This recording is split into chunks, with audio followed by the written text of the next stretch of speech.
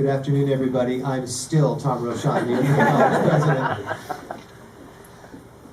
We're here this afternoon to dedicate the Marty Higgins Stadium, which you can see outdoors of this lovely facility. Marty Higgins of the class of 1982, it says here in my book, was a scholar, athlete, friend, and lover of life. Now I've got to tell you, his parents told me about 5 minutes ago that the scholar part of that might have been a slight exaggeration. The athlete, friend, and lover of life is no exaggeration, according to anybody who ever knew Marty. Marty died unexpectedly of a heart ailment, an undetected heart ailment, in September of 1979 after just completing his freshman year. But he accomplished a great deal in one short year as an Ithaca College student. He received a varsity letter in wrestling. He starred in JV football. He played 18 rugby. Marty was an active communications major specializing in sports broadcasting for WICB. And despite all that activity, he maintained a 3.8 grade point average, which tells me that his parents, like parents everywhere in the world, slightly undersold his abilities on the scholarship front. Most importantly, though, above all of that, Marty left a lifelong imprint on the heart of his classmates. He was known affectionately as the Rhino, and Marty's friends remember him as fun-loving, jovial, and warm. His greatest asset was the sincere friendship he offered to so many. His rugby teammates, Chris LaCroix, Bill Hurst, and Mike Tate, all members of the class of 1979, joined forces with classmates, teammates, and other friends in a fundraising effort to honor Marty by naming this marvelous new outdoor stadium in his memory. It has an 81,000 square foot multi-sport synthetic playing surface, seating for up to 1,000 spectators, and special lights that minimize the impact on surrounding neighborhoods while allowing teams to practice and compete at night. Marty would have loved it, and as you can see, as you've seen this morning, if you've looked out at all, it's in constant use already. A tribute to Marty that appeared in the Ithacan on September 20th, 1979, ends with these words. Marty Higgins was more than a friend, he was a brother. We will miss and love him always. More than 30 years later, that prediction has turned out to be true. It's an honor for me to dedicate the Marty Higgins Stadium. I'm especially pleased that so many of Marty's family could be here today. Esther and Marty Higgins, Marty's parents. Marion Higgins, his aunt. Margaret Higgins, his sister. Jim Higgins, his brother. Kate Higgins Ward, another sister. Mark Ward, brother-in-law. Catherine Ward, a niece. Grace Ward, a niece. And Gregory Ward, a nephew. Thank you all for being here on this very special day.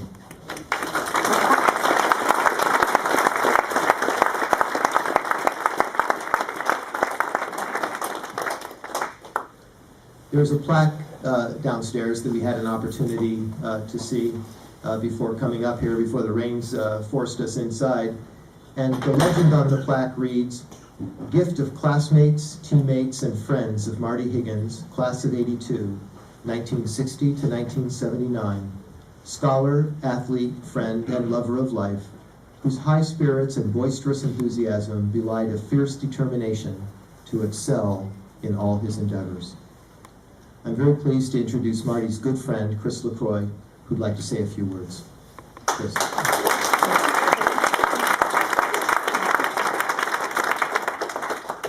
If I don't start crying, I'm doing this as a celebration.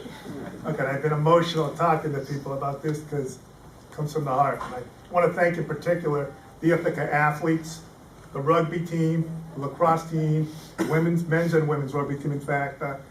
Ithaca is a close community, and the athletic teams throughout the years are close communities. And I really do personally appreciate it, and I know the Higgins do. I called up a bunch of the guys on the team. We started rugby my sophomore year here. I graduated in '79. It's funny, I was captain of the team, and we had a fantastic team my senior year. We went undefeated, and in the fall sessions. And back then, you didn't just play the college teams, you played the club teams. So you're playing grown men, and we came up against unbelievable teams and held our own, and 95% of the time won. It was interesting because we had a team that went undefeated in the fall. We had no plan for changes. And all of a sudden, in the winter, we're doing workouts, and this new guy shows up. And we're doing training, and he is unbelievably competitive. Never slacked. Every drill we do, he's competing to win. After the second practice, coach says, "Who is this guy?" We went out in the scrimmages, and it didn't take long where one of the juniors and seniors, which frankly we were upset about because they were our buddies, you know how it is. We had to put Marty up there. Marty played in the A team the entire year.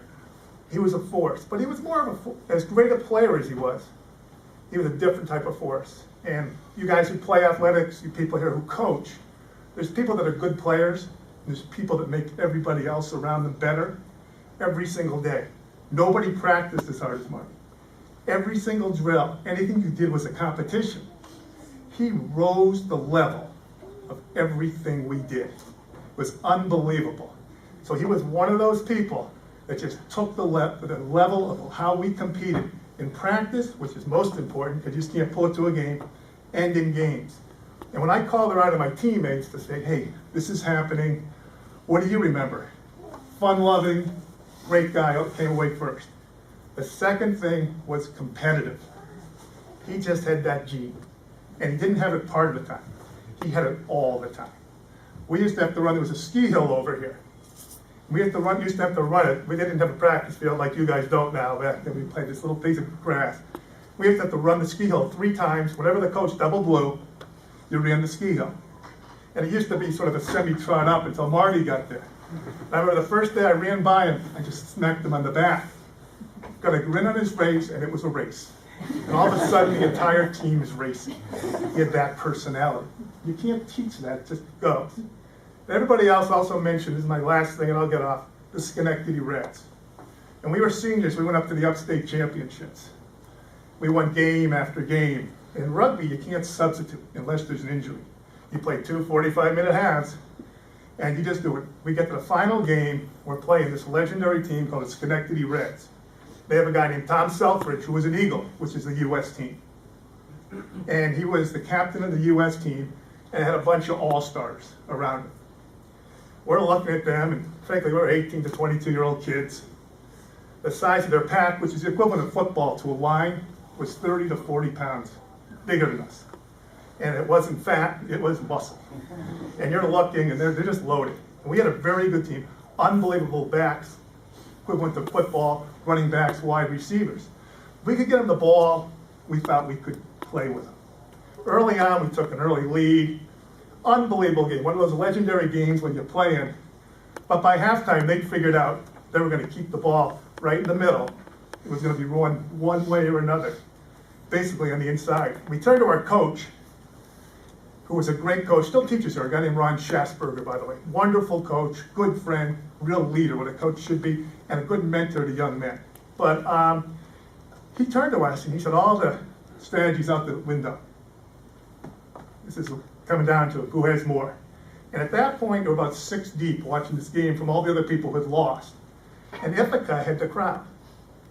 Well, we got down and they kept coming back and coming back and coming back. We're up by 3 points with 2 minutes to go. And this was a senior-dominated team. Marty was very loud outside the field, but understood that he wasn't, he didn't feel at this point it was his time to lead. I'll never forget, with 2 minutes left, they sent a soaring punt back, and I went back to the goal line, caught the punt. There was no one on my team around me. And I just got taken down by the people, and we were only winning by 3 points.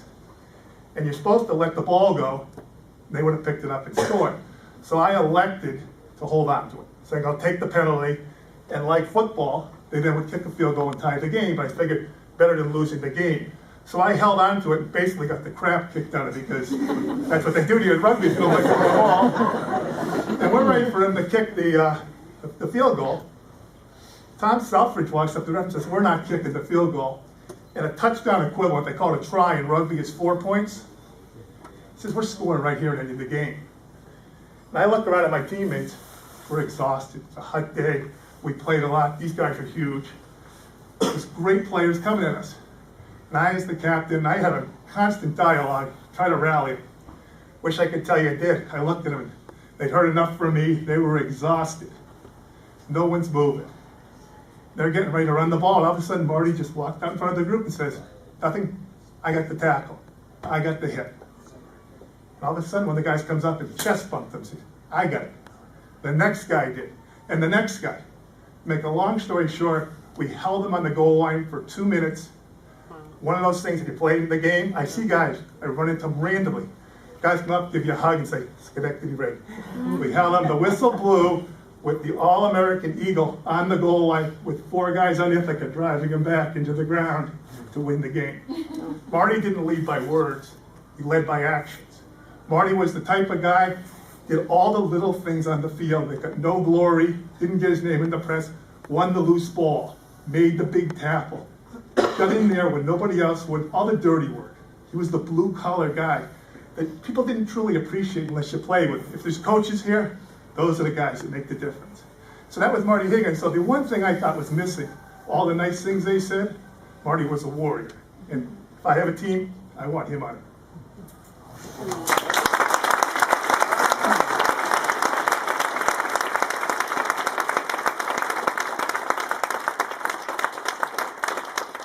So, my name's Eric. I'm a sophomore on the Ithaca rugby team. And I'm Cody. I'm a sophomore as well on the Ithaca rugby team.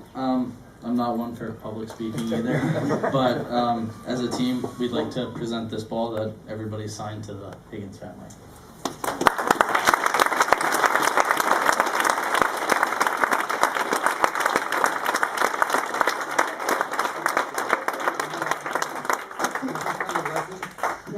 If you guys wanted to. Can I just say something? Can you hear me? Yeah. Come up to the mic. Martin always made us proud, always. And I'm so proud today. But this is bittersweet for me because after we lost him and he passed away here at Ithaca, we've never come back and it's 32 years. So it's very emotional, but I can't tell you what it means to me, what you did for us. When we first got the letter and I said to my husband, how did they remember him? You know, how did that rugby team remember him? I said, I think he partied a lot. I think that's how they all remember. Thank you all. Thank you from the bottom of my heart.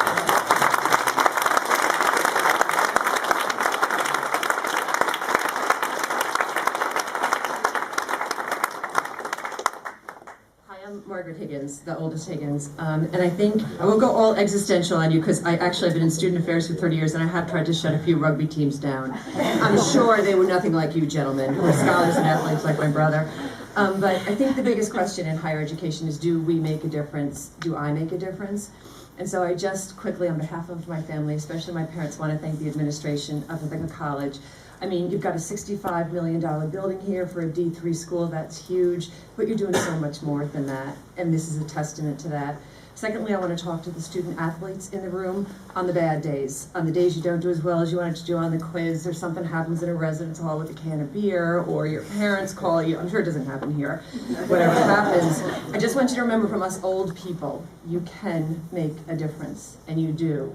And finally, to each of you in the room, like my mom said, there are a lot of regrets when you lose somebody you love, especially suddenly. And we never got to come to Martin's commencement, but you, Ithaca College, have brought us back for his graduation, and we thank you.